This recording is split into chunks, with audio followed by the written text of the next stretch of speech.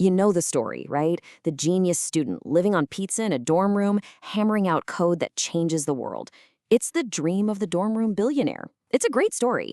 But you know what? For every one of those, there's a huge graveyard filled with failed student startups.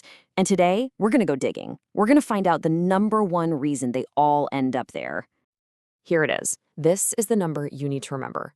42%.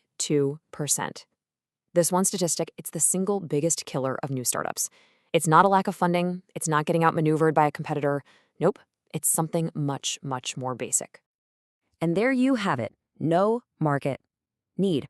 42% of startups die because they built something that nobody actually wants. Think about that. All that time, all that energy, all those late nights spent perfecting a product for a customer that just doesn't exist.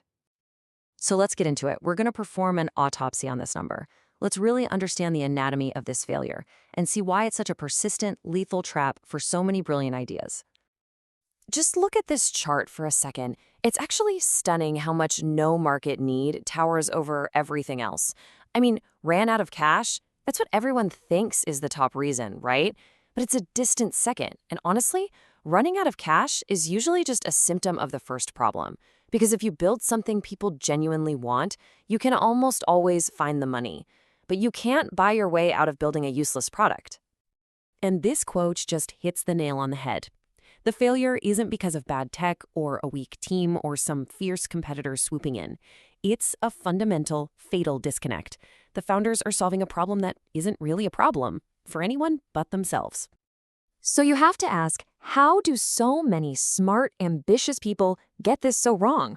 Well, for student founders, the root of the problem often starts in the one place that's supposed to help them succeed, the university campus itself. Welcome to the campus bubble. It's basically a reality distortion field. You're surrounded by thousands of people who are just like you. Same age, same schedule, same problems, same tiny budget. So it's incredibly easy to believe that if all your friends think your idea is cool, then obviously the whole world will too. But a college campus, it's not a mini version of the real world. It's a total outlier. And this bubble leads to a really dangerous mix-up between two kinds of validation. Inside the bubble, students get tons of social validation. You know, a professor pats them on the back and says, "That's a great idea," or they win a campus pitch competition. And they mistake all that encouragement for real market validation, which is the only kind that matters. That's a stranger, someone who doesn't care about your feelings, giving you their cold hard cash. This all feeds into a classic startup disease, building a solution in search of a problem. It happens when a founder gets really excited about a new technology, say AI or Web3, and they build something cool with it. Then they go looking for a problem that it might solve. They've basically fallen in love with their shiny new hammer, and now they're running around looking for a nail. Okay, so this kind of bubbling thinking creates these really predictable types of failures. Let's look at 3 classic tar pit ideas. These are the ideas that seem so brilliant on campus, but are pretty much doomed from the start in the real world. First up, the campus event app. You know, the one that puts all the parties and campus events in one place. It sounds useful, but here's the reality. Students already have a system that works just fine. Instagram stories, TikTok, huge group chats.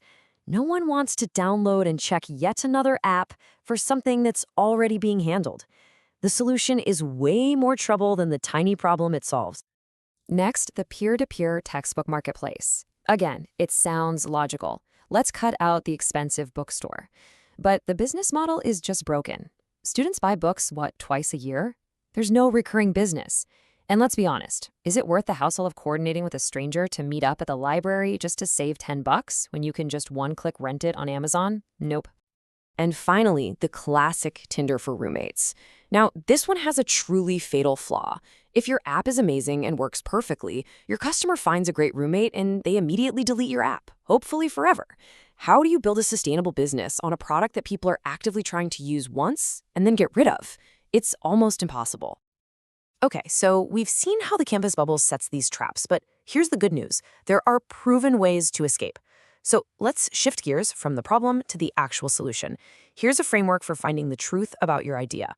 This is maybe one of the most important ideas for any founder. You have to ask yourself, are you building a painkiller or a vitamin? A painkiller solves an urgent, desperate, I need this fixed right now kind of problem. A vitamin? Well, a vitamin is a nice to have. It's probably good for you, but there's no urgency. The vast majority of student startups are building vitamins. They found like a good idea, but no one is desperate enough to actually pay for them. So how do you figure out if you've got a real painkiller? You have to talk to people, but you have to do it the right way. That's where the mom test comes in. The whole idea is simple. If you ask your mom if your new business idea is good, she's gonna lie. She loves you. She'll say it's brilliant. So the mom test is about asking questions that even your mom can't lie about. And the rules are super simple. First, don't talk about your idea. Talk about their life. Second, ask about specific things they've done in the past, not what they might do in the future. And third, and this is the most important one, shut up. Talk less, listen more. You're trying to find out if this problem is so painful for them that they're already trying and maybe failing to solve it on their own. Now, talking to people is great, but we all know actions speak way louder than words. A smoke test is how you measure what people actually do, not just what they say they'll do. You basically create the illusion of a product just to see if people will pull out their credit cards. And the process is really simple and cheap. You just build a basic one-page website that describes your product as if it's real. Then you spend, $50 on some targeted social media ads to get people to the page. And you measure one thing: how many people click that sign up or pre-order button. Because remember, a compliment is free, but a credit card number, that's real data. Okay, let's bring this all home with the final, most important lesson. This is a mental shift that every student founder has to make if they want to build something that lasts. We are constantly told to follow your passion, but passion can make you blind. This quote just nails it. The order you do things in is what really matters. You can't use your passion to will a market into existence. You have to find the market first, find the real pain, and then apply your passion to solving it. So let's boil it all down. Here's what you need to remember. 1. Market fit is binary. You either have it or you don't. There's no kinda. 2. Passion is a multiplier. It's not a generator. It can amplify success, but it can't create demand out of thin air. 3.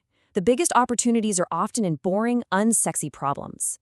And 4. The golden rule: validate or die. So that leaves us with the one question that every single founder has to ask themselves every single day. Because the answer is the difference between building a real business and just building another tombstone in the student startup graveyard.